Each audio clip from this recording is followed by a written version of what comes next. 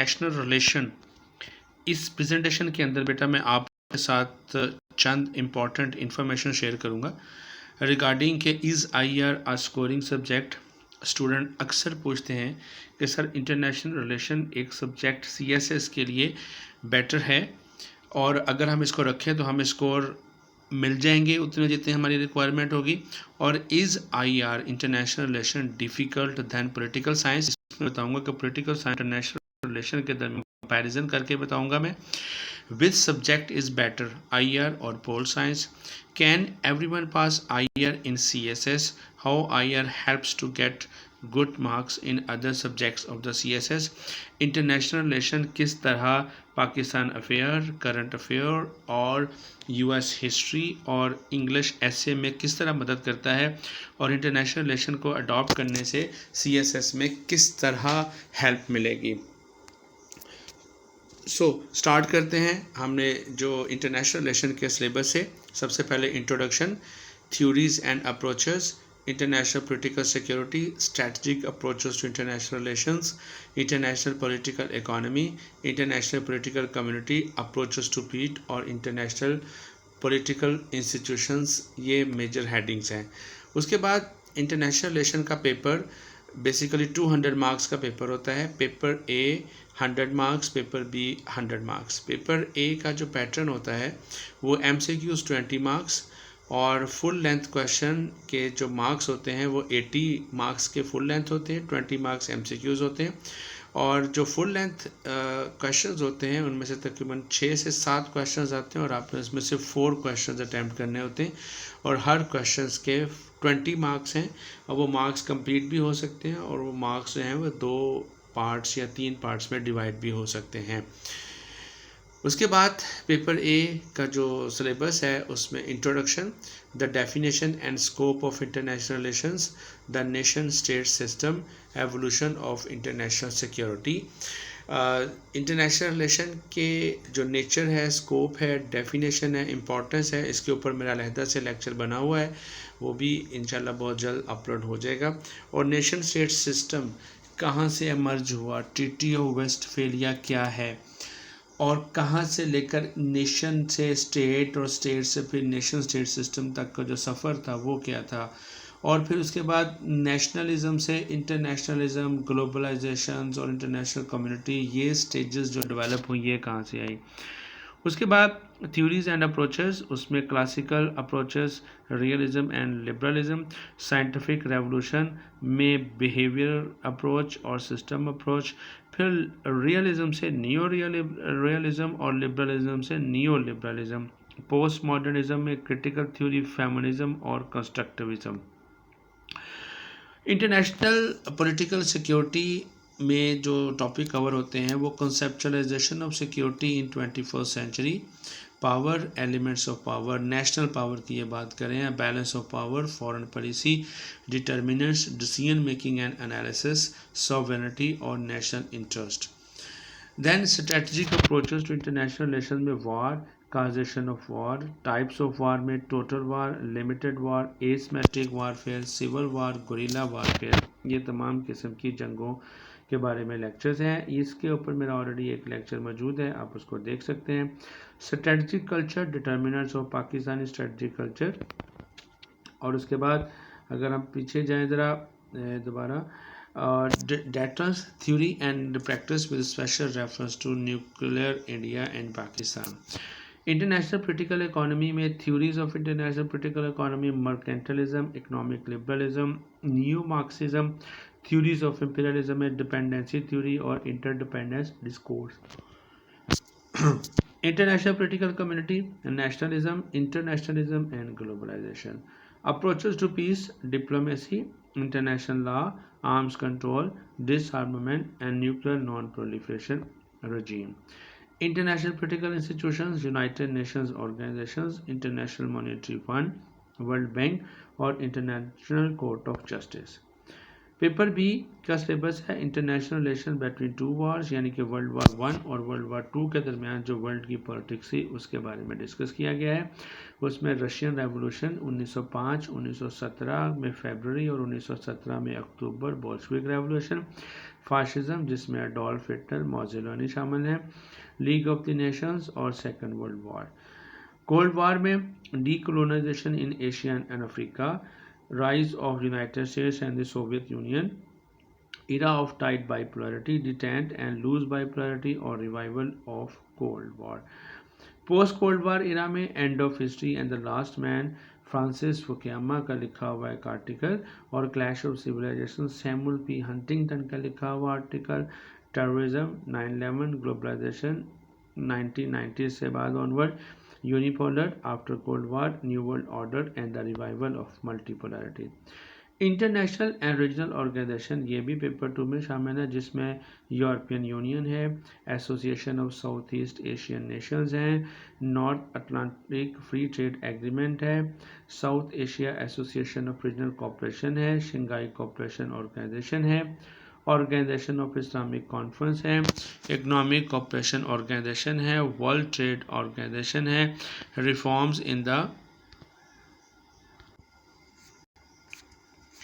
जी। उसके बाद अगर थोड़ा सा मैं आगे चला गया था, हाँ जी, international organisation, reforms in United Nations, reform in World Bank and reforms in International Monetary Fund. Foreign policy of the selected countries, United States of America, Russia, China, India, Pakistan और यूनाइटेड किंगडम। साउथ एशिया में peace making and peace building in South Asia, analytical overview of peace process between and among the states of the South Asia, especially between India and Pakistan. India and Pakistan overview of agreements and accords, Indus Water Treaty, Composite Dialogue, Sir Creek and the Siachen border, visa and people-to-people contact, trade and role of the civil society. Afghanistan, Cold War theater, Soviet invasion and Mujahideen, Geneva Accord, post-Cold War situation, rise of the Taliban, Al-Qaeda, 9/11, Operation Enduring Freedom, the bond process and withdrawal. Weapons of mass destruction में proliferation of the nuclear weapons, nuclear weapon states, programs and postures, India and Pakistan nuclear doctrine, nuclear non-proliferation treaty, International Atomic Energy Agency, nuclear non-proliferation treaty, nuclear supplier group, partial test ban treaty, comprehensive test ban treaty, fissile material cut-off treaty.